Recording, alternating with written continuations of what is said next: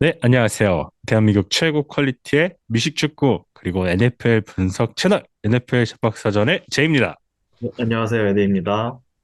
네, 5주차 경기가 전부 마감이 됐습니다. 그래서 이제 6주차 경기를 앞두고 있는데요. 지난 5주차는 이제 이번 시즌 처음으로 바이위크가 있었던 주였어요. 그래서 쉬는 팀들도 있었는데 에드님께서 보시기에 기억에 남는 장면이라던가 경기가 있으실까요? 뭐니 뭐니 해도 이제 댈러스 카우보이스와 샌프란시스코 49어스의 경기가 가장 기억에 남아요. 워낙 뭐 빅매치이기도 했고 두 팀의 역사가 깊기도 하고 워낙 경기 전부터 여러 이 말들이 오고 가다 보니까 사실 많이 기대를 했었고요. 이렇게 원사이드한 결과를 예상하지 못했어서일까요? 좀 더 충격적인 결과였던 것 같습니다. 또 최근에는 트레이 랜스로도 얽힌 팀이기도 했고 그랬죠. 뭐 저는 말씀해주신 것처럼 카우보이스와 라이너스 소식 굉장히 재밌게 봤었고 저 역시 경기는 좀 너무 원사이드했기 때문에 아쉬웠다. 라는 생각이 들고요. 뭐 경기 외적으로는 조지 키틀이랑 이제 마이카 파슨즈랑 경기 밖에서 있었던 이야기가 좀 재밌었는데요. 키틀이 자기 본인 SNS에다가 카우보이스 욕설이랑 적힌 그런 티셔츠를 입은 사진을 또 이제 거기다 게재를 하면서 심화가 됐었는데 파슨스가 이제 선수들이 요즘에는 각자 방송 하잖아요. 뭐 유튜브로도 하고 팟캐스트도 하고 이러는데 본인의 방송에서 되게 감정을 억누르는 것으로 보이는 그런 리액션을 하면서 또 호사가들의 입에 굉장히 오르내리고 있어요. 카우보이스와 나이너스는 에드님께서 말씀해 주셨던 것처럼 굉장히 오랜 어떤 라이벌리 역사를 갖고 있는 팀이라고 할 수가 있는데요. 뭐 리그 전체적으로 봤을 때도 각자 왕조를 구축하면서 특정 시대를 대표했던 그런 팀들이기도 하고 그래서 이야기가 많죠. 뭐 가장 대표적인 것은 오래전부터 미식축구를 보시던 분들은 잘 기억하실 티오 터레 로렌스의 댈러스 로고에다가 세레머니 이렇게 두 번 박는 거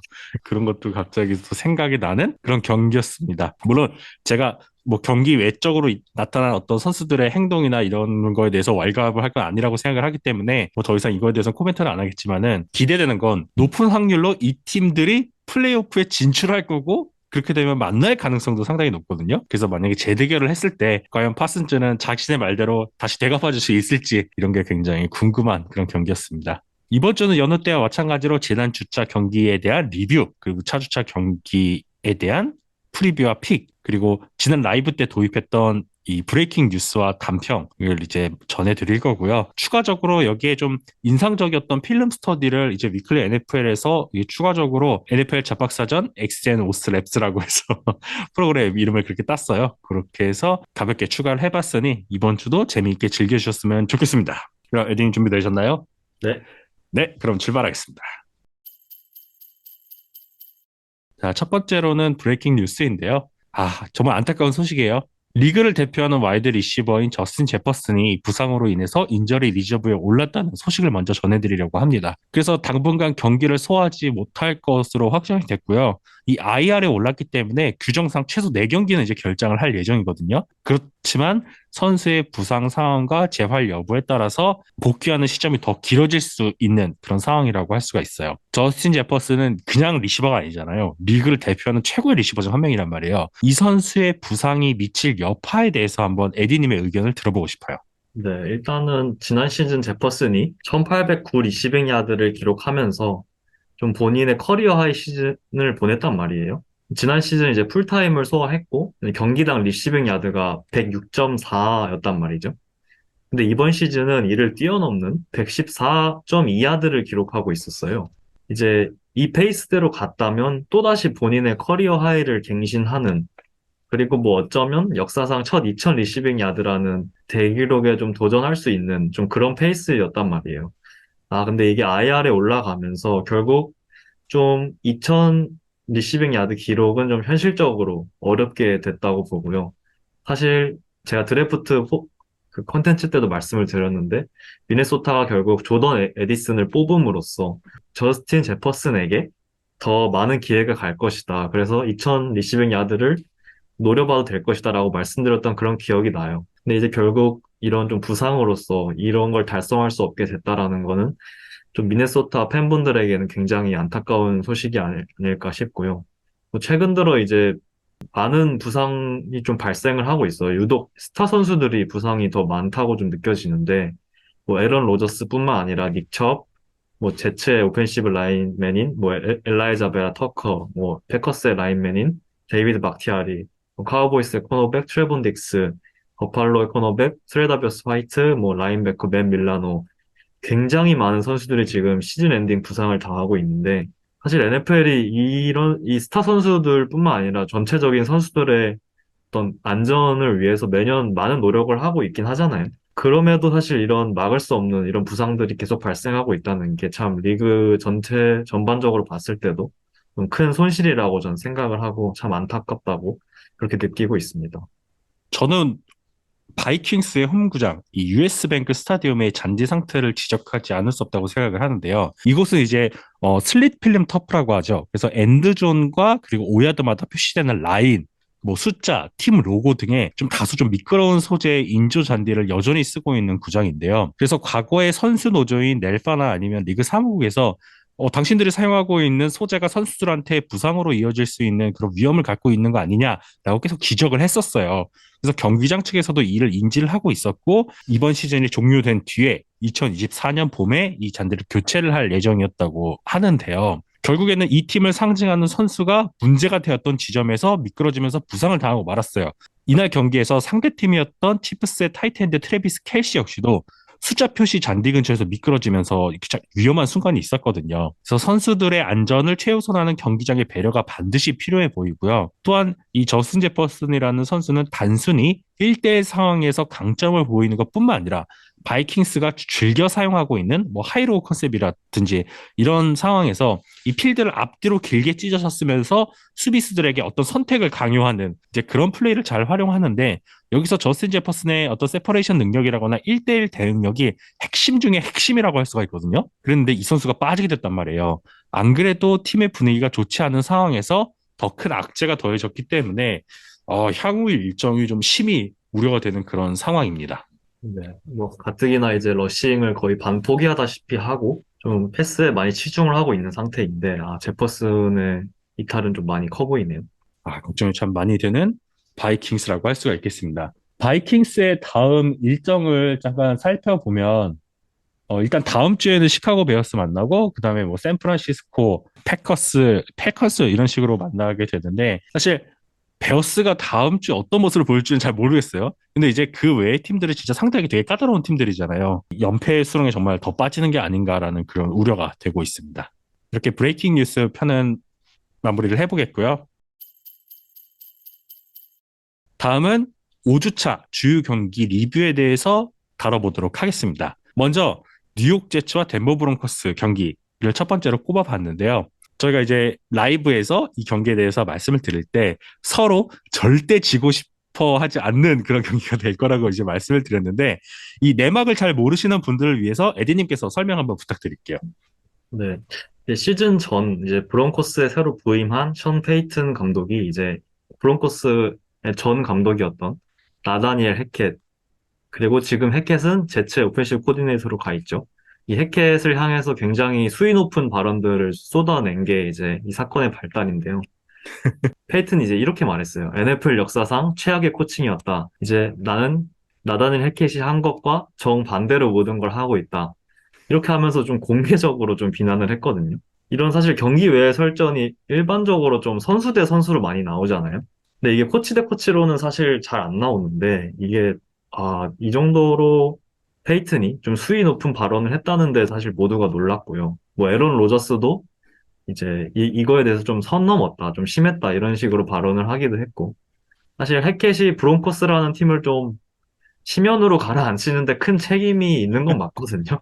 지난 시즌 브론코스는 사실 최악의 팀 중 하나였고, 페이튼은 이제 본인의 커리어를 걸고 이 감독직을 맡은 것이기 때문에, 좀 브론코스 구단 전체에 좀 따끔한 이 주사 한 방을 위해서 좀 이런 센 발언을 한 게 아닌가, 좀 그렇게 보고 있고, 사실 그게 그 주사 효과가 지금 많이 없는 것 같아요. 어쨌든 이런 전후 상황이 있었고, 이것 때문에 사실 모든 선수들이 서로의 코치를 위해서 뛰는 그런 경기가 아니었나 싶습니다.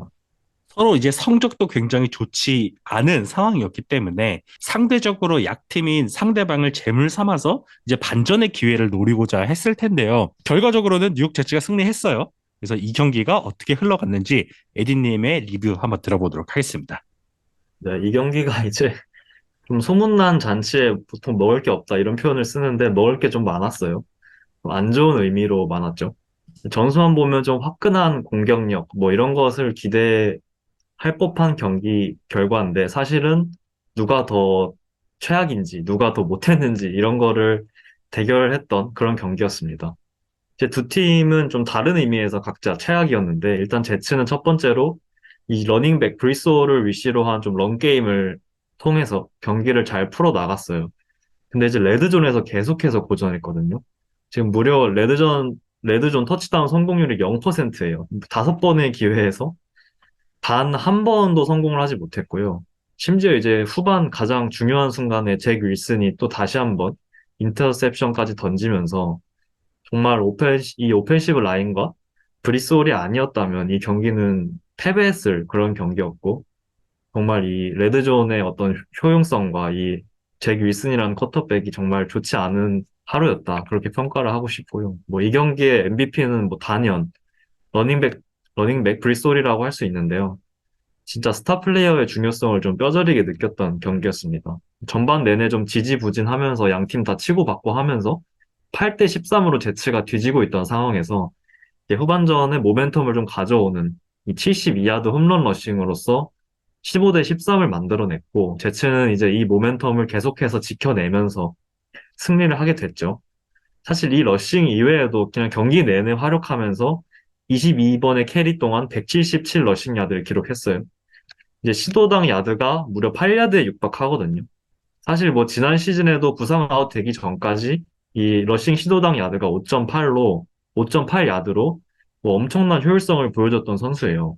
브리솔의 최대 강점이라고 할 수 있는 이 프레스 더 라인이라고 하죠. 이 라인을 끝까지 프레싱하는 능력이 좀 중요하다고 생각을 하거든요. 필름을 좀 준비를 해봤는데 바로 이런 모습 때문이에요. 라인 오브 스크리미지 이 끝까지 정말 꾹 누르는 거예요. 이렇게 되면 디펜더들은 이제 라인 오브 스크리미지에 더 가깝게 붙을 수밖에 없거든요. 이 라인베커 47번과 세이프티 22번의 움직임을 보시면 브리솔이 쭉 라인에 가깝게 붙자 당연히 라인 오브 스크리미지에 가깝게 달라붙습니다. 하지만 이는 이제 브리솔의 전략이죠. 여기서 아주 민첩한 컷으로 순간적인 방향 전환을 해내거든요. 그리고 아주 빠르게 가속을 해서 이 디펜더 3명을 다 따돌리는 모습입니다. 이제 또 다른 영상인데 이것도 마찬가지예요. 스냅 직후에 센터와 레프트 가드 사이에 A갭으로 갈 것처럼 직진의 움직임을 가져가요. 이제 이로써 49번 라인베커의 발을 한번 묶고요. 그 후에 한 번 더 컷하면서 레프트 태클과 타이트핸드 이 C갭으로 갈 것처럼 액션을 합니다. 이때 이제 디펜더들의 움직임을 보면 전부 다 이 C갭 쪽으로 쏠리는 걸 확인할 수 있죠. 그리고 한번 팡 튀어나가면서 이 네 명의 디펜더들을 이제 바보로 만드는 그런 모습입니다. 이렇게 지금 갭, 그리고 라인 오브 스크리미지를 굉장히 강하게 프레싱하는 능력, 이러면서 순간적으로 방향 전환을 하고 가속을 붙이는 이 능력이 사실 동반돼야만 이게 가능한 테크닉이거든요. 이게 러닝백들도 이 훈련 중에 굉장히 많이 하는 이런 테크닉인데 사실 브리솔은 이걸 너무나도 잘 활용을 하고 있고 정말 방향 전환 직후에 이 붙는 가속도는 정말 아무도 못 따라올 정도로 엘리트한 모습을 보여주고 있기 때문에 사실 저는 이 능력이 이제 브리솔의 가장 큰 핵심이라고 보고 있고 이번 경기에서도 이걸 통해서 굉장히 많은 전진을 이뤄냈다. 제츠 오펜스의 정말 알파이자 오메가였다. 이렇게 일단 언급하면서 넘어가고 싶습니다. 그러니까 순간적으로 이 러닝백이 필드 위에서 설계를 하는 거죠. 나의 움직임, 그리고 우리 동료의 움직임, 상대의 움직임을 보고 내가 최대한 많은 야드를 확보할 수 있는 움직임을 가져가면서 상대의 움직임도 내가 원하는 방향으로 유도를 하고 이런 식으로 플레이를 전개하는 방식인데 사실 리그에서 이게 가능한 러닝백이 그렇게 많지가 않거든요. 그래서 홀의 플레이가 참 훌륭한 그런 경기지 않았나라는 생각이 들고 있습니다. 에디님께서 말씀해 주신 것처럼 뉴욕 제츠 같은 경우에는 스페셜 팀과 디펜스에서 많은 기회를 만들어줬어요. 세이프티도 유도를 했었고요. 그런데도 불구하고 지지부진한 초반 경기력이 그런 발목을 잡고 있었는데 결국 해답은 지난 몇 주 동안 잠잠했던 러싱 게임이었어요. 이 러싱이 풀리자 큰 무리 없이 이 짧게 전진해 나가는 딩크앤덩크 패싱 플레이도 살아나기 시작했고 잭 윌슨이 플레이 액션을 활용해서 미드 레벨 단위로 패싱 게임을 전개하는 데서도 잘 원활하게 굴러가기 시작했는데 잭 윌슨 입장에서 항변을 해보자면 에릭에서는 마지막에 인터셉션 장면에 대해서 이것 때문에 패배할 수 있었다라고 말씀해 주셨고 그것은 맞는 의견이라고 생각을 하는데 저는 사실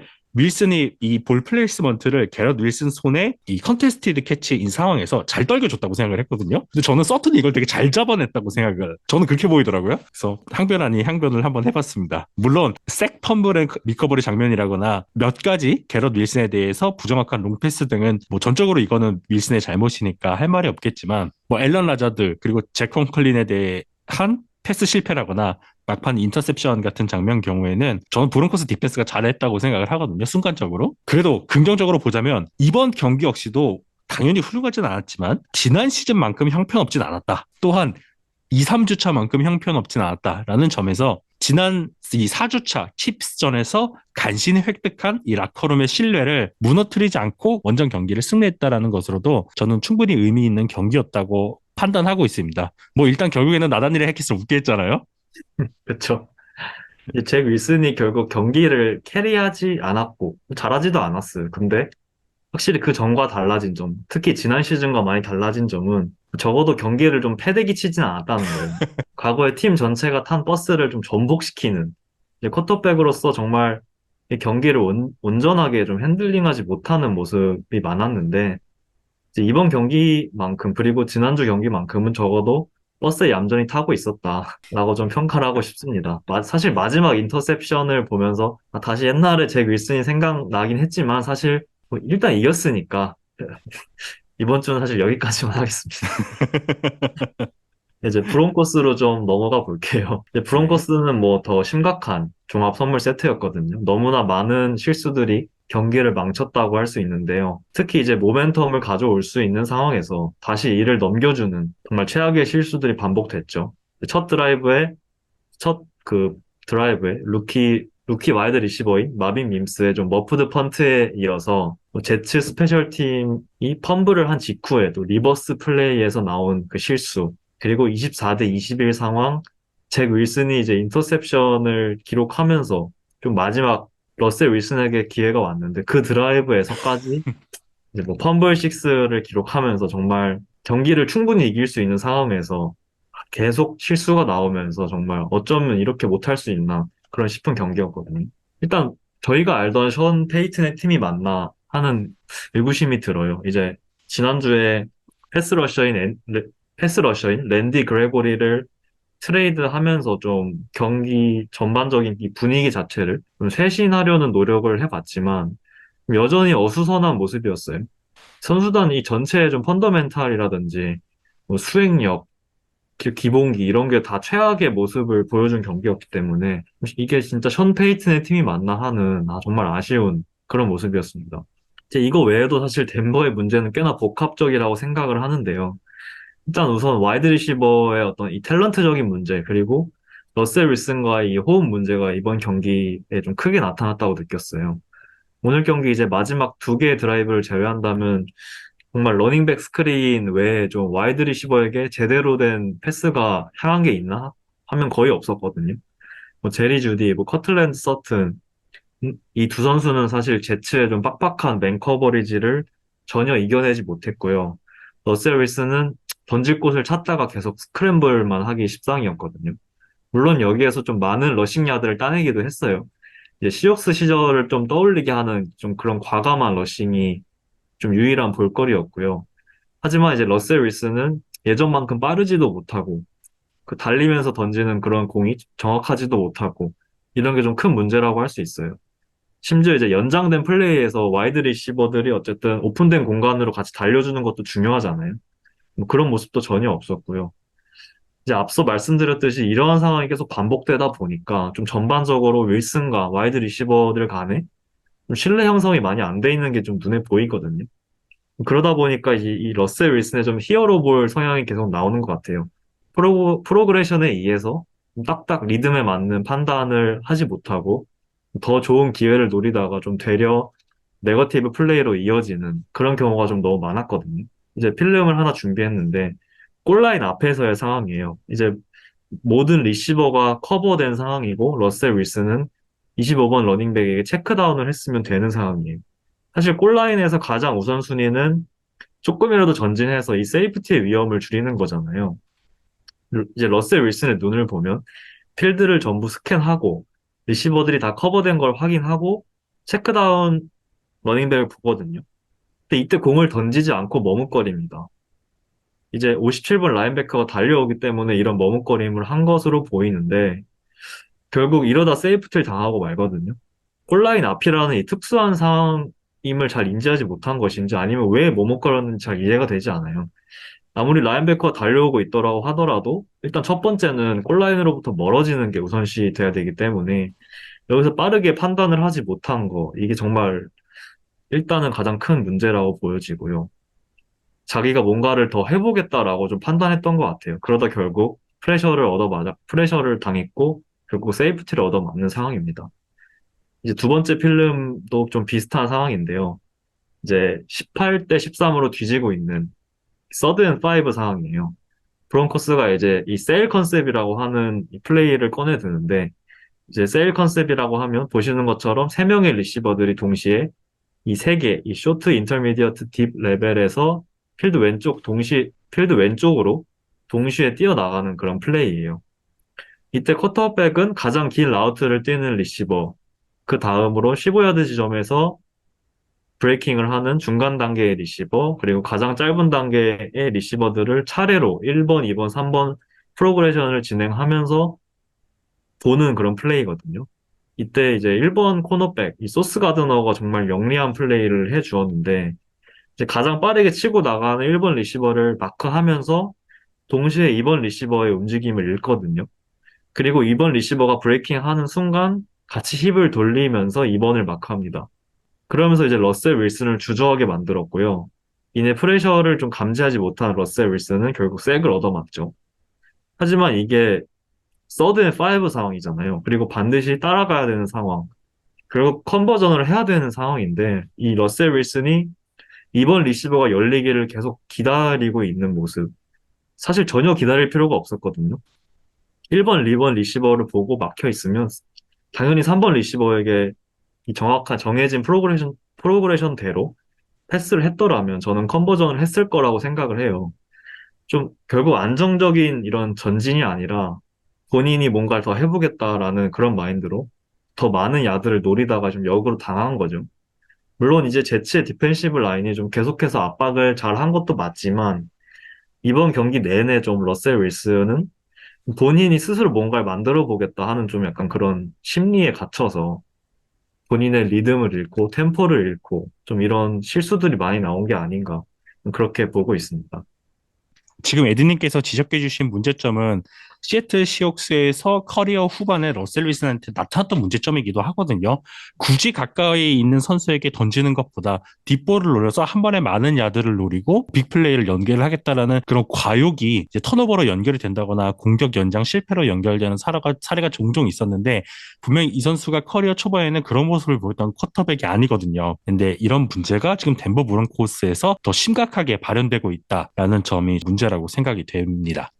브론코스에 대해서 말씀을 좀 더 이어가자면 과감한 투자를 두 시즌 연이어서 가져갔지만 그에 반해서 결과가 진짜 비참하죠. 팀이 너무 망가져 있다 보니까 이 놀리지도 못해요. 그 정도로 안 좋은데 이 라커룸에서는 이미 이 선수들 간의 붕괴가 지난 시즌부터 사실 조짐이 좀 있었죠. 이어지고 있고 선수와 선수는 물론 코치와 선수들도 서로 신뢰를 못해요. 이 션 페이튼이 러셀 윌슨이 이 턴오버 나가면서 보여줬던 표정 있잖아요. 네. 그거는 정말 같은 조직에 속한 사람이라는 생각이 안 들 정도로 굉장히 좀 서로 그런 모습을 보여줬는데요. 경기에 앞서 그레고리의 트레이드에서 확인할 수 있듯이 이미 로스터 좀 물갈이를 어느 정도 각오를 하고 있는 것 같아요. 이미 현지에서는 굉장히 뉴스가 많이 나오고 있는데요. 뛰어난 재능들이 이 망가진 조직 안에서 희생이 되고 있는 그런 상황이잖아요. 그래서 트레이드 마감일이 이제 10월 말인데 이 상황에서 뭐 게럿 볼스나 제리 주디와 같이 조금이나마 지명권을 벌어다 줄 수 있는 선수들에 대한 트레이드를 저는 진지하게 고려하고 있을 것이라고 생각을 하고 있고 현지 언론에서도 관련된 기사가 굉장히 많이 나오고 있습니다. 브론코스 같은 경우에는 션 페이튼을 데려오기 위해서도 지명권을 내보내고 러셀 윌슨을 데려오기 위해서도 막대한 지명권을 보냈기 때문에 그런데도 결과가 이렇다? 인정하기 싫겠지만 올 시즌 초반도 지난 시즌과 마찬가지로 실패한 것이나 다름없다라고 저는 생각을 하고요. 그렇기 때문에 조금이라도 빠르게 정리를 하고 다음 시즌을 준비하는 것도 나쁘지는 않다고 생각합니다. 지금 러셀 윌슨에게 어떤 부과되는 데드캡 양이 어마어마하잖아요. 오자마자 장기 계약을 했기 때문에. 그래서 당장 러셀 윌슨을 쳐낸다는 것은 말이 안 되고요. 그래서 빠르게 내년 시즌을 준비하는 것도 나쁘지 않을 것 같다라는 게 제 생각입니다. 반대로 뉴욕 제츠 같은 경우에는 시즌 초반에 높은 빈도로 공격을 할 때 쿼터백 위주로 플레이 콜을 하는 것이 눈에 들어왔었는데 2, 3주차 경기에서 이게 전혀 먹혀들지 않았죠. 이런 운영에는 기본적으로 디펜스가 시간을 벌어줄 수 있다라는 전제가 깔려있기 때문에 가능한 거거든요. 하지만 디펜스는 지난 2022년 시즌만큼 압도적이지 않고 에런 로저스의 부상으로 패싱 플레이도 지지부진한 상황이에요. 좀 상대에 따라서 다른 선택을 한 부분도 영향이 있다고 생각을 하지만 결국에 이번 경기에서 나타났던 것처럼 그라운드 게임으로 타임 오브 포지션을 확보하고 경기를 풀어나가는 이 로버트 살라의 선택이 저는 괜찮다고 봐요. 그래서 이번 경기에서 처음으로 타임 오브 포지션이 30분을 넘겼거든요. 거의 35분 정도 됐어요. 이 후술하겠지만 브론코스는 이제 치프스를 만나게 되고 뉴욕 제츠는 필라델피아 이글스를 만날 예정이거든요. 그래서 이런 운영이 얼마큼 또 잘 통할지는 다음 경기에서 지켜보시면 굉장히 재밌을 것 같습니다. 그래서 덴버 브론코스와 뉴욕 제츠에 대한 이야기는 여기서 마무리를 하겠고요. 다음은 기대를 참 많이 받았던 빅매치였죠. 결과적으로는 너무 일방적인 경기였지만 댈러스 카우보이스와 샌프란시스코 49어스의 프라임타임 매치 이 경기에 대한 리뷰 님 말씀 부탁드리겠습니다. 근데 이제 2년 연속 플레이오프에서 이제 라이너스가 카우보이스 상대로 승리를 가져가면서 사실 이번에는 카우보이스가 좀 서력을 할 수 있을지 좀 개인적으로 관심이 많이 갔던 경기였거든요. 하지만 두 팀의 역량 차이를 좀 확실하게 느낄 수 있는 경기였고요. 카일 셰넌이 카일 셰넌 했고, 퍼디가 퍼디 했고, 메카시가 메카시 했고, 프레스카시 프레스카 했다. 진짜 그냥 그런 경기라고 요약을 하고 싶어요. 나이너스 오펜스는 늘 하던 대로 좀 준비를 해왔어요. 사실 뭐 댈러스 디펜스가 더 강력한 압박을 해줄 수 있을 거라고 생각을 했지만 사실 오펜시브 라인에서부터 압도한 모습을 보여주었고요. 이제 나이너스 오펜스가 가장 무서운 거는 굉장히 많은 이 미스디렉션이라고 하죠. 이런 것들을 굉장히 현란하게 구사한다는 거예요. 이게 무슨 말이냐? 디펜더들이 매 플레이를 읽고 판단하는 시간을 늘려버리는 거거든요. 계속해서 뭐 시프트 모션, 그리고 스플릿 존 액션, 풀링 액션, 이런 백필드의 한꺼번에 굉장히 많은 움직임을 동시다발적으로 발생시키니 디펜더들로 하여금 이제 공격 진행 방향과 좀 반대 방향으로 움직일 수밖에 없게 되는 그리고 오펜스 입장에선 그런 움직임을 유도하는 거죠. 그러면서 이제 조지 키틀이라든지 뭐 카일 유스첵이라든지 그리고 런 블라킹에 매우 특화된 오펜시브 라인이 아주 그 찰나의 순간 이제 세컨 레벨 디펜더들이 잘못 발을 디딘 그 잠깐의 순간에 좋은 앵글을 선점하게 되거든요. 좋은 블락 앵글을 만들게 되는 거죠. 이게 항상 나이너스 오펜스의 그 흐름인데 이번 경기도 사실 세컨 레벨에서 주요 정렬했던 이제 카우보이스 디펜더의 이제 뭐 레이튼 밴더 애쉬라든지 뭐 제일런 키어스라든지 이런 선수들이 사실 우왕좌왕하는 모습을 굉장히 많이 보여줬어요. 결국 이러다 블락 앵글을 내주고 이 러싱이 빅플레이로 연결되는 그런 장면이 굉장히 많았거든요.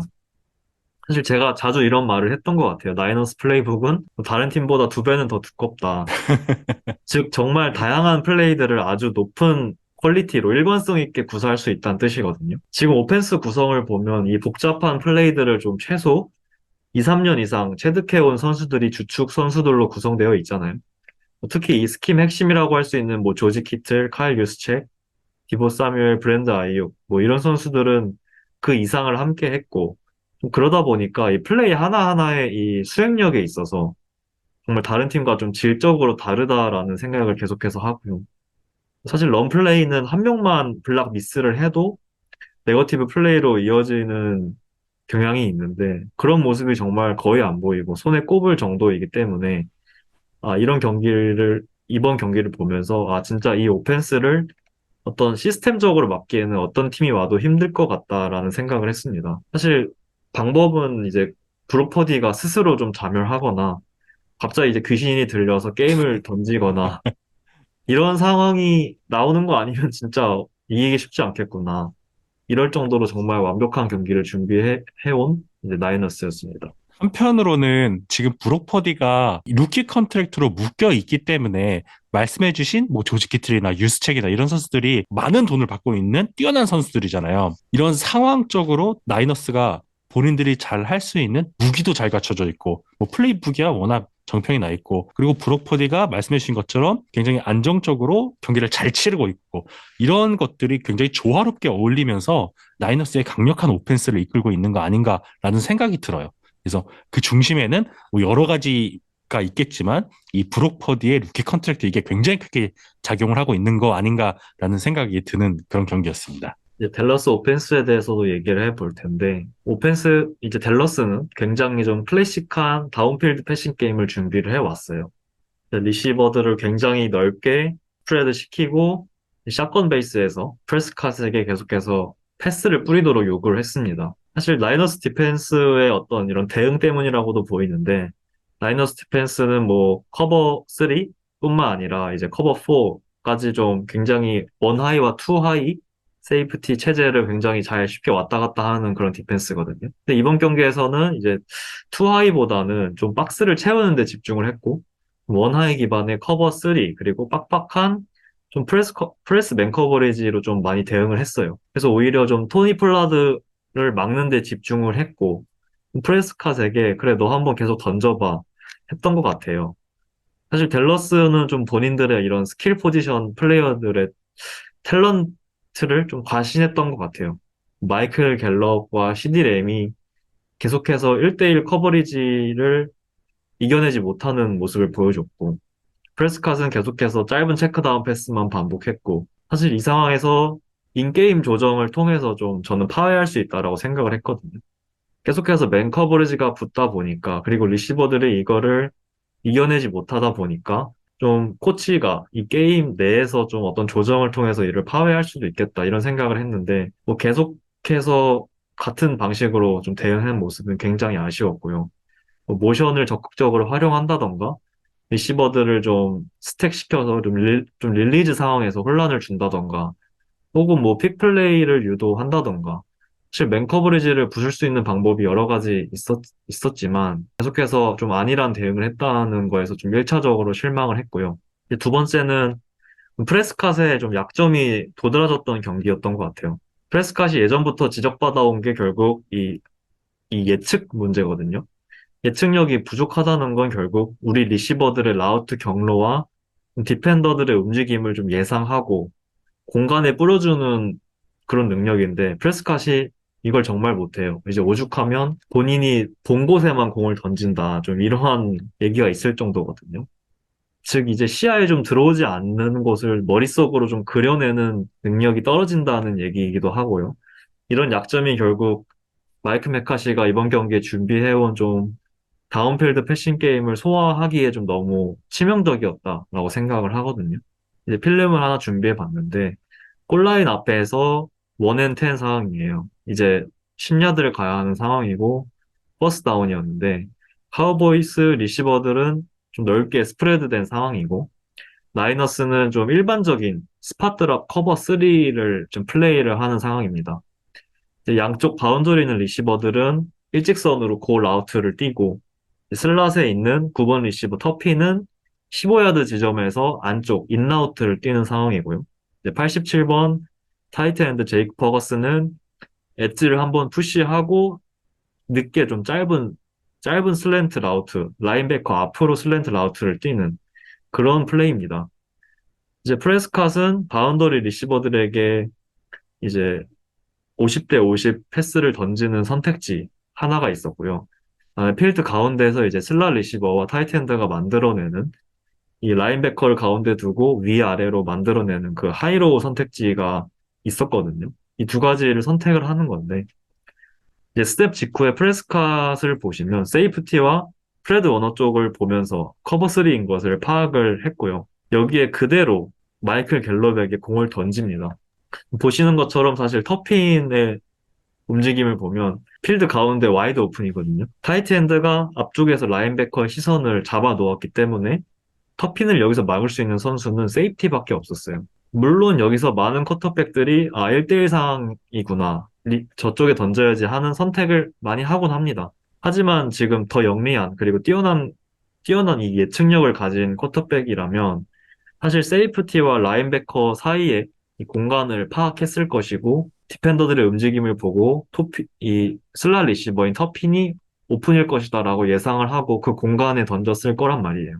사실 1쿼터 내내 지금 이 댈러스 카우보이스가 전진한 야드가 고작 2야드 뿐이었고, 지금 리시버들이 전혀 코너백들과의 경합을 이겨내지 못하는 상황이었기 때문에 사실 이런 판단은 굉장히 전 아쉽다고 생각을 했고, 정말 이 프레스컷의 어떤 이 부족한 예측력이 다시 한번 도드라진 그런 플레이가 아니었나 싶습니다.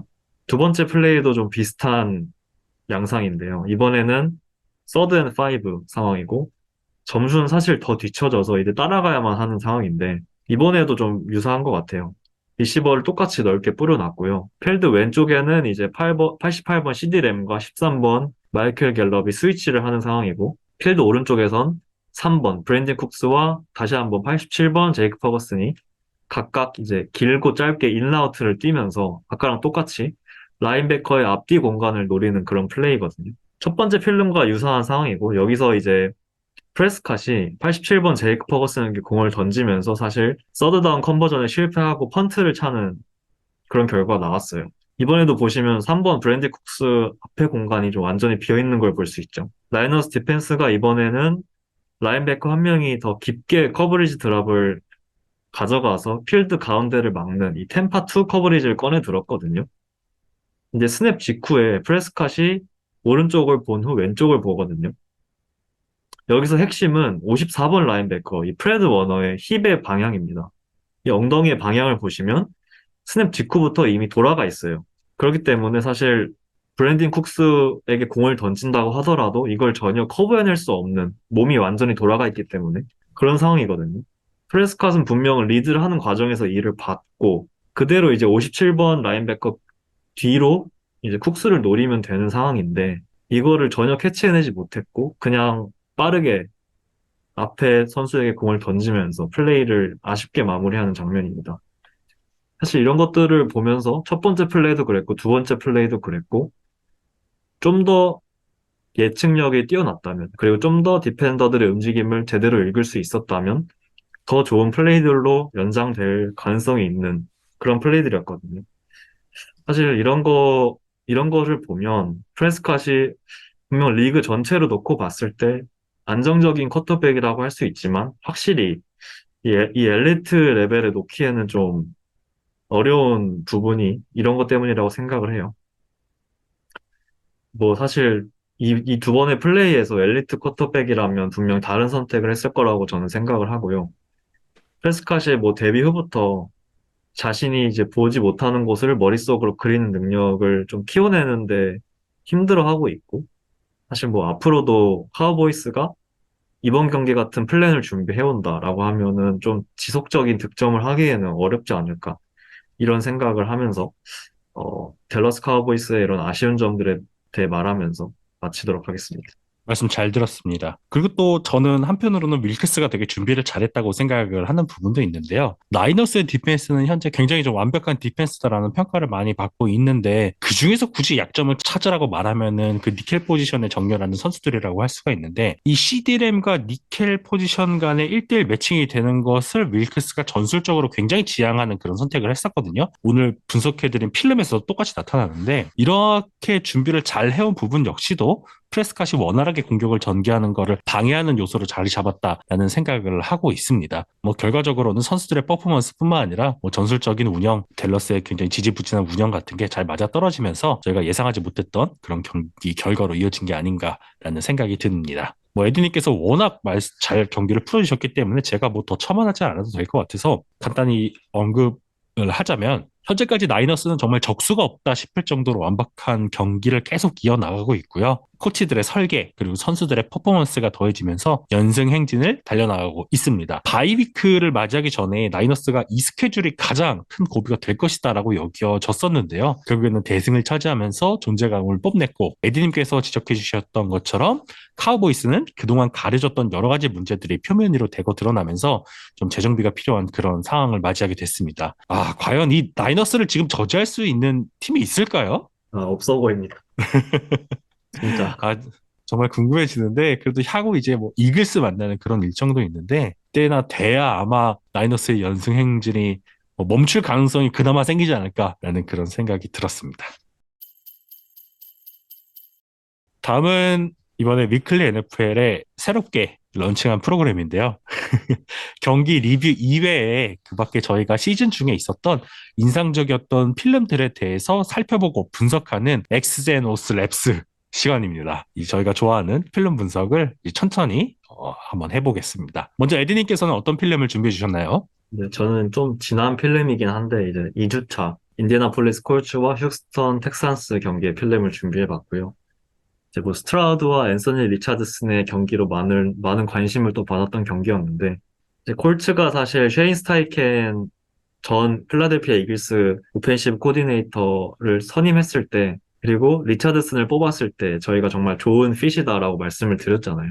그렇죠. 스타이킨이 이제 이글스에서 제일런 허츠를 위한 여러 플레이들을 잘 짜줬던 코치이고 분명 앤서니 리차드슨도 이 수혜를 받을 거다라고 예상을 했었어요. 그리고 실제로 스타이킨은 정말 이 AR을 위한 이 디자인된 러싱을 좀 잘 짜주면서 특히 레드존에서 위력을 많이 뽐내고 있거든요. 지금 벌써 앤서니 리차드슨의 러싱 터치다운이 4개를 기록하고 있고 이 필름도 좀 유사한 면이 있는 것 같아서 가져와 봤습니다. 이제 콜츠가 리시버를 좀 모션 시키면서 이제 엔더라운드 플레이인 척 페이크를 주는 모습이고 이제 동시에 오펜시브 라인도 같은 방향으로 스텝을 밟으면서 이 디펜시브 라인 전체가 이제 왼쪽으로 이동하도록 그 흐름을 만들어내고요. 오펜시브 라인 옆에는 좀 정렬해 있던 이 타이트엔드는 이 반대쪽으로 블락하는 모습을 보여주면서 사실 이렇게만 보면 영락 없는 이 스플릿 존 러싱인 것처럼 이렇게 보이게 디자인을 합니다. 하지만 이게 결국 디자인된 커터백 러싱이었고 앤서니 리차드슨이 핸드오프 페이크를 하고 그대로 뒤를 돌아서 러싱 터치다운을 기록하는 모습인데요. 사실 뭐 굉장히 다양한 백필드 무브를 가져가면서 이 디펜더들을 전부 다 미스디렉션 시켰다는 점에서 일단 박수를 쳐주고 싶고요. 근데 여기서 놀라운 점은 와이드 리시버 11번 마이클 피트맨 주니어와 이 83번 타이트엔드의 어떤 이 플레이 수행력이었습니다. 이제 라인베커 6번의 움직임을 보면 플레이를 어쨌든 가장 빠르게 알아차리고 이제 앤서니 리차드슨에게 달려가거든요. 근데 이때 11번 마이클 피트맨 주니어가 이 앵글의 이점을 활용해서 잘 블락을 해주고요. 그리고 이 83번 타이트엔드는 스냅 직후에 풀스피드로 달려가면서 이 코너백을 잘 블락킹하면서 리차드슨에게 터치다운을 만들어줍니다. 사실 이 정도 사이즈를 가진 선수가 풀스피드로 달려가면서 좋은 블락 앵글을 형성하는 거 사실 쉽지 않거든요. 이제 나이너스의 뭐 카일 유스책이나 조지 키틀 정도가 할 수 있는 그런 어려운 플레이인데 이거를 잘 수행해줬고 결국 쉐인 리차드슨이 이 팀에 오자마자 한 거는 이런 플레이들이 잘 되도록 코칭한 것, 그리고 이런 플레이를 디자인한 것이라고 생각을 해서 가져와 봤고요. 이제 지난 경기에서 리차드슨이 어깨 부상으로 좀 한 달 이상을 결장하게 됐어요. 그 점은 좀 매우 아쉽게 생각을 하지만 어쨌든 지금까지 보여준 그런 모습은 저희가 기대하던 그것과 일치한다. 리차드슨을 위해서 정말 좋은 디자인을 하고 있다. 이런 걸 좀 언급을 하기 위해서 가져와 봤습니다. 두 번째 필름을 보시면 아시겠지만 후방에서 찍은 필름을 보면 아시겠지만 카메라도 못 쫓아가요. 선수가 어떻게 이제 페이크를 주는지를 못 따라가서 순간적으로 리차드슨의 움직임을 놓치는 그런 장면이 나오거든요. 아, 정말 멋진 플레이였습니다. 말씀 감사하고요.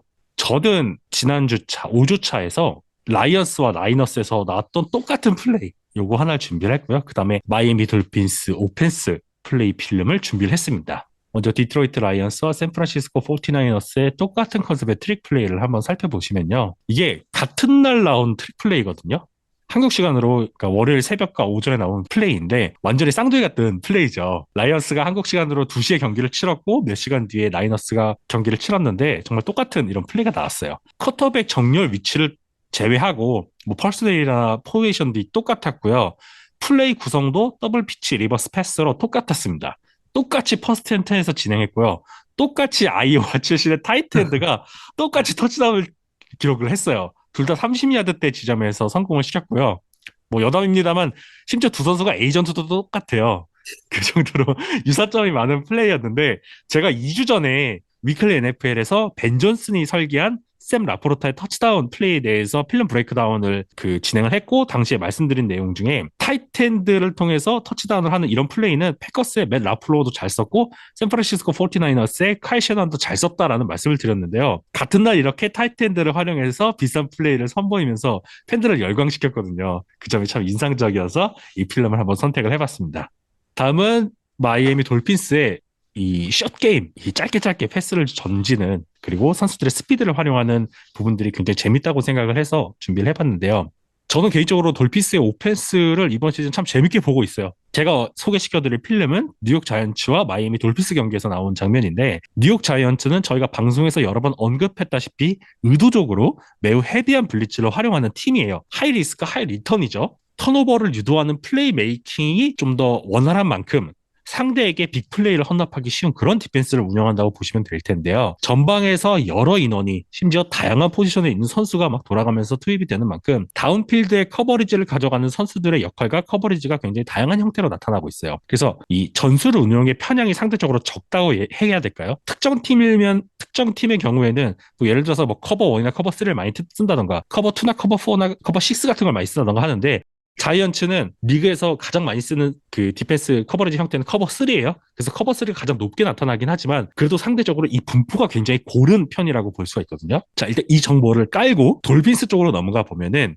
마이애미 돌핀스는 4주차 경기에서 버팔로 빌스에게 패배를 당했어요. 그럼에도 불구하고 돌핀스가 여전히 좋은 평가를 받고 있는 이유는 저는 오펜스에서 나타나고 있는 폭발적인 플레이에서 기인한다고 생각을 해요. 지난 라이브 방송 때도 언급을 드렸지만 발이 빠른 타깃을 활용해서 이걸 극대화시키는 공격을 굉장히 잘하고 있다라고 말씀드릴 수 있는데요. 물론 이 경기에서는 HN의 볼 시큐리티 결여로 인한 펌블, 투아의 정말 어처구니 없는 엔드존 인터셉션 픽시스를 빼고 일단 이야기를 해볼게요. 자, 그거는 너무 심했어요. 첫 번째 필름을 한번 살펴보겠습니다. 돌핀스의 헤드코치인 마이크 맥다니엘이 뿌리가 이제 카이 셰널 트리에 속하는 코치라는 점이 떠오르면서 동시에 자신이 지휘하는 뎁스의 이 시스템을 잘 이식시켰다고 생각이 드는 그런 플레이였는데요. 우측 상단에 보시면은 타이릭 힐의 위치가 참 재밌죠. 이게 11 퍼스널이거든요. 그러니까 러닝백 1명, 타이트엔드 1명, 와이드 리시버 3명. 라인 끝에 보통 타이트엔드나 뭐 경우에 따라서는 풀백이 정렬하기도 하잖아요. 근데 그 위치에 지금 타이릭 힐이 있어요. 샌프란시스코 같은 경우에는 저 자리에 21 퍼소넬로에서 풀백인 카일 유스책을 위치시키거나 12 퍼소넬로에서 조지 키트를 정렬을 시키거든요. 그래서 디자인 자체는 유사해요. 어차피 같은 틀이니까. 이 돌핀스 필름으로 다시 돌아서 살펴보면은 자이언츠는 니켈 코너백인 코다레 플롯이 손가락으로 야 타이릭 힐 이상한 데 있어 이러면서 계속 신호를 줘요. 그러니까 힐의 위치를 다시 한번 상기시켜 주는 거죠. 누가 봐도 이상하니까. 이 스냅 직전에 정렬을 이제 투아 타고발로하고 확인을 하는데요. 곧장 이렇게 수신호를 해서 타이르키르에게 모션을 지시를 해요. 그리고 샷건 상황에서 스텝을 하는데 여기서부터는 바로 리듬과 타이밍이에요. 힐은 5 스텝을 횡적으로 움직인 다음에 브레이크백 바로 돌아서 투아 쪽으로 돌아요. 그리고 동시에 이 오른쪽 가드인 로버트 헌트와 오른쪽 태클인 어스틴 잭슨이 스윗 무브로 그냥 디펜시브 라인맨을 흘려보내요. 너 쿼터백한테 가 이러고 앞으로 나가서 리드 블로킹을 할 수 있는 자리에 들어가요. 이때부터 이미 타이트엔드의 스마이스와 와이드 리시버인 브렉스턴 베리오스는 지정된 타깃을 맡아서 블락킹 무브를 가져가고 있고요. 투어는 핸드오프를 하지 않고 그대로 힐에게 패스를 연결을 합니다. 그래서 이 다음에 오야드를 일단 전진을 해요. 여기까지는 아마 약속된 플레이였을 거예요. 그 다음부터는 완전 타이릭 힐이 자신의 스피드를 10분 활용한 원맨쇼가 펼쳐지고요. 이 레드존까지 그대로 달려나가 버립니다. 그래서 저는 이게 정말 멋진 플레이였다고 생각이 들더라고요. 그리고 두 번째 필름은 이 또한 마이크 맥다니엘이 굉장히 선호하는 터널 스크린 플레이인데요. 이번에도 선보였어요. 러닝백인 라인 모스터드의 모션이 있은 뒤에 스냅 후에 넓게 정렬해 있던 이 제일런 와들이 빠르게 브레이크백을 하고요. 같은 방향에 정렬해 있던 와이드 리시버 세드릭 윌슨과 줄리안 힐이 내각과 외곽에서 좋은 앵글을 잡고 블락킹을 가져가요. 이때 와들이 빠져나갈 수 있는 일종의 터널을 만들거든요. 그래서 터널 스크린이라고 하는데 그냥 잘 쓰던 플레이를 가져다 쓴 게 아니었고 이전까지는 이 자이언츠가 이 전술적으로 세컨더리가 블리츠를 많이 가져가다 보니까 굉장히 좀 유연하게 대처를 한다 그랬잖아요. 이전까지는 주로 맨 커버리지를 가져가고 있었거든요. 그리고 오랜만에 오프 커버리지를 대응을 하니까 반대로 그냥 허를 찔러 버린 거예요. 어차피 나한테 바로 누가 안 와. 이게 와드를 알고 있었던 거죠. 그래서 이러한 플레이 역시도 굉장히 유효했기 때문에 공격이 원활하게 전개가 될 수 있었다라고 생각을 해서 굉장히 다른 두 가지 형태의 유사해 보이지만 다른 형태의 플레이를 선택을 해봤습니다. 또한 이 선수 측면에서 맥다니엘이 선수를 굉장히 유연하게 쓴다라고 생각하는 필름이 있어서 가져와 봤는데요. 이번엔 데이본 에이첸의 러싱 플레이였습니다. 뭐 에이첸이 아쉬운 펌블 턴오버가 있긴 했지만 이 아쉬움을 잠식할 수 있을 정도로 놀라운 플레이를 여러 가지를 선보였는데요. 그 굉장히 잘한 플레이 하이라이트에 많고 이랬으니까 한번 보시면 좋을 것 같은데 그거 말고 선수 활용이 재밌는 필름이 있어서 하나 가져와 봤어요. 필름을 보시면은 라인맷 우측에 정렬한 선수, 이 루키 크리스 브룩스라는 선수가 있는데요. 2023년도에 언드래프트로 팀에 합류한 선수인데요. 오펜시브 라인 근처에서 타이트엔드처럼 정렬을 해 있죠. 원래 이 자리는 앞서 말씀드렸던 것처럼 풀백인 알렉 인골드 또는 타이트엔드인 더럼 스마이스가 주로 정렬하는 자리라고 보시면 될 것 같아요. 그런데요, 크리스 브룩스는 원래 하프백이에요. 데이본 H만큼 뭐 민첩하거나 엄청난 스피드를 가진 선수가 아닌데 이 터프하기도 하고 뭐 폭발력도 있고 핸즈도 좋아서 원리다운에서 활용하기 굉장히 좋은 그런 자원이거든요. 그런데 이번에는 역할을 완전히 다르게 가져왔어요. 타이리 킬은 아까 그 플레이에서 스크린 패스를 받았잖아요. 근데 이번에는 이 러닝백인 크리스 브룩스가 완전히 알렉 인골드 또는 더럼 스마이스처럼 플레이를 해요. 정렬이 본격적으로 이루어질 때 모션을 가져갔고 리드 블로커로서 일선 수비와 경합을 하면서 H이 달려나갈 수 있는 공간을 만들어줘요. 브룩스가 많은 스냅을 소화한 건 아니지만 이렇게 풀백과 타이트엔드 역할을 겸하면서 상대에게 굉장히 큰 혼선을 주었거든요. 그래서 알렉 인골드가 이제 전반에 뛰다가 몸 상태가 안 좋아지면서 이제 후반에 별로 뛰지 못하게 되었는데 그 상황에서도 이렇게 하프백이 투입이 돼서 똑같은 역할을 이제 하면서 공격을 원활하게 전개해 나간 그런 맥다니엘의 플레이를 볼 수가 있었습니다. 이렇게 맥다니엘은 종종 전통적인 정렬을 비틀어버리는 운영을 통해서 상대에게 혼선을 주고 폭발적인 공격을 전개하는 데 굉장히 능한데요. 투어 텅어발로와는 경기 후에 인터뷰에서 상대가 빠르게 압박한다면 우리는 그거에 맞춰서 신속하게 대응을 하고 볼을 빨리 빼내고 선수들과 플레이메이커들의 플레이를 펼칠 수 있도록 해야 된다. 이런 식으로 인터뷰를 했는데 자이언츠가 적극적으로 블리츠를 하든 박스를 무겁게 가져가든 아니면 라이트하게 가져가든 상관없이 좌우로 흔들면서 백필드 자원, 와이드아웃 자원을 가리지 않고 볼을 건네고 낮은 지역부터 철두철미하게 설계된 그런 공격을 전개할 것이라는 것을 경기 내내 보여줬어요. 재밌는 게 에어야드, 즉 쿼터백의 손을 떠나서 타깃에게 도달하는 이 야드가 평균이 4.7야드에 불과했어요. 투하가. 이 말도 안 되게 낮은 수치잖아요. 이게 유효했던 것은 결국에는 빠르고 정확하게 예정된 리듬과 타이밍에 공을 전달했기 때문에 이게 가능했던 거예요. 그래서 7주차에 펼쳐지는 마이애미와 필라델피아 이글스의 경기가 상당히 기대가 돼요. 이글스는 이런 설계를 부셔버릴 수 있는 디펜시브 라인을 갖고 있거든요. 과연 이러한 강력한 디펜시브 라인을 상대로 마이크 맥다니엘은 또다시 자신이 설계한 플레이를 잘 보여줄 수 있을 것인가? 이게 굉장히 좀 궁금해집니다. 다음은 6주차 픽스 그리고 프리뷰에 대해서 이야기를 해볼게요. 전체적인 경기 픽스는 제가 NFL 자박사전 블로그 그리고 또 유튜브 그리고 인스타그램을 통해서 업로드하는 K픽스 자료를 참고해 주시면 될 것 같고요. 오늘 위클리 NFL 유튜브에서는 프라임타임 경기들에 대해서 집중적으로 다뤄보도록 하겠습니다. 먼저 TNF 덴버 브론코스와 캔자스시티 칩스 저희가 앞에서 간단히 말씀드렸던 브론코스와 칩스가 만나는 경기인데요. 디비전 매치예요. 하지만 두 팀의 분위기는 정반대로 흘러가고 있죠. 이 경기에 대해서 에디님은 어떻게 예상하시는지 한번 이야기 들어보도록 하겠습니다. 처음에는 딱 매치업을 봤을 때, 왜 이런 매치가 프라임 타임에 잡혔지 하고 처음에 의아했거든요. 근데 맞다. 디비전 라이벌이었지 하고 좀 늦게 깨달았어요. 사실 디비전 라이벌이라고 하기에도 민망한 수준으로 최근 몇 년간 칩스가 좀 압도하고 있는 게 사실입니다. 브론코스가 뭐 칩스를 상대로 승리한 마지막 경기가 이제 2015년 2주차 경기거든요.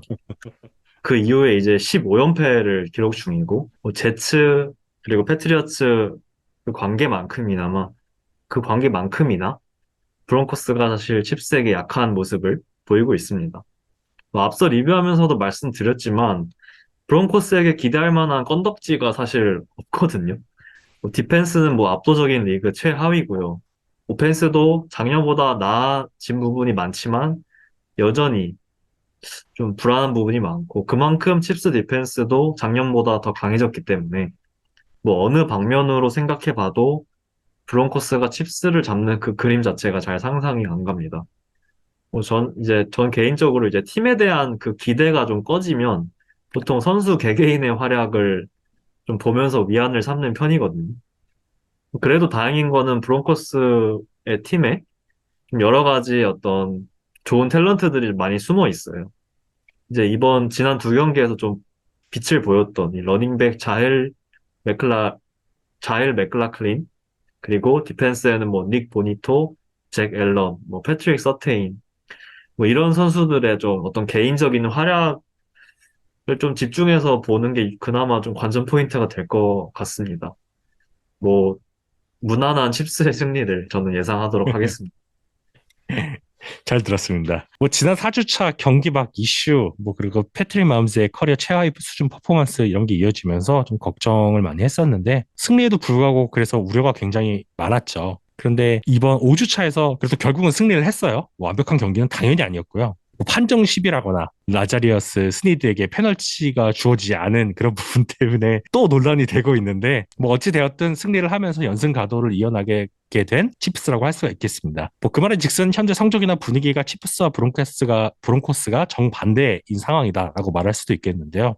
저도 글쎄요라는 생각이 좀 들어요. 에디님께서 말씀해 주셨던 것처럼 칩스의 디펜스는 플레이메이킹도 가능하고 강한 프레셔를 만들어내는데도 굉장히 능하거든요. 따라서 브론코스 입장에서는 정말 쉽지 않은 경기가 펼쳐질 것으로 예상이 되는데 걱정입니다. 현지에서도 지금 션 페이튼에 대한 굉장히 맹비난이 계속 수위가 높아지고 있거든요. 그만큼 경기력도 안 좋고 분위기도 안 좋다는 뜻이겠죠. 그래서 저도 지금 브론코스 입장에서는 사실 크게 기대할 건덕지가 안 보여서 그래서 저도 칩스의 승리를 한번 예상해 보도록 하겠습니다. 다음은 뉴욕 제츠와 버팔로 빌스의 경기입니다. 썬데이 나잇 풋볼 경기인데요. 위기의 자이언츠. 지난 시즌에 보여줬던 그 놀라운 퍼포먼스 다 어디 갔나요? 지금 자이언츠는 정말 위기를 맞이하고 있고요. 또한 런던에서 제기어스한테 한 방 크게 얻어맞고 온 그리고 심지어 주요 선수까지 잃어버리고 온 버팔로 빌스 분위기 안 좋은 두 팀이 대결을 하게 되었습니다. 이 경기는 제가 먼저 말씀을 드리고 에드님의 의견 한번 들어볼게요.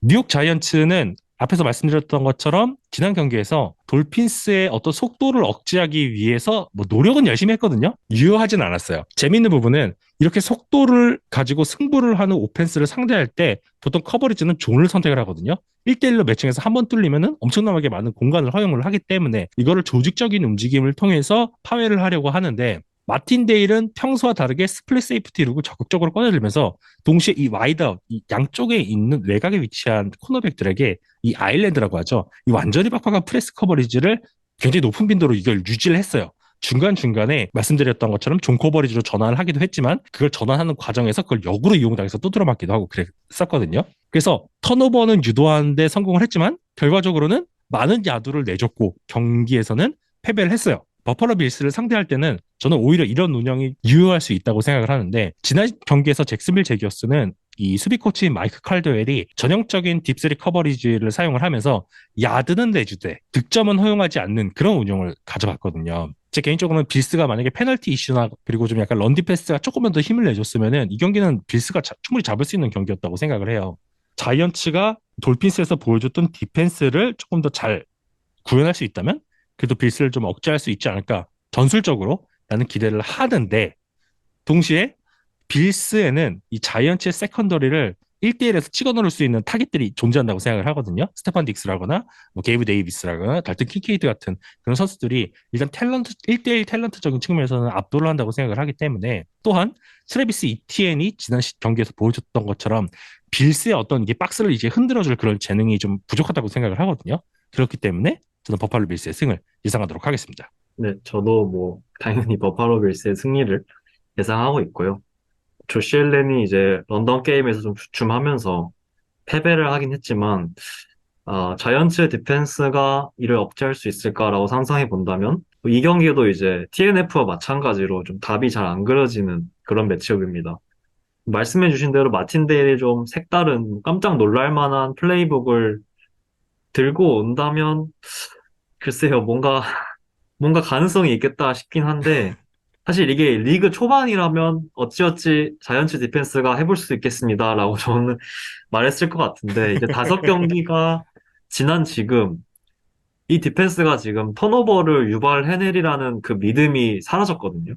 어쨌든 턴오버 유발을 위해서 굉장히 희생을 많이 하는 그런 디펜스였는데, 결국 턴오버도 유도하지 못하고, 지금 5경기 동안 단 3개를 만들어내고 있고, 이 부분에서 지금 리그 29위에 위치하고 있어요. 솔직히 이런 디펜스한테 조시 앨런이 무너진다? 이거는 제가 지난 시즌 라이브에서 쿼터 시즌의 MVP로 조시 앨런을 좀 뽑았었는데 만약에 앨런이 이 디펜스한테 무너진다면 진짜 제 자, 앨런을 뽑은 제 자신이 좀 너무 원망스러울 것 같아요.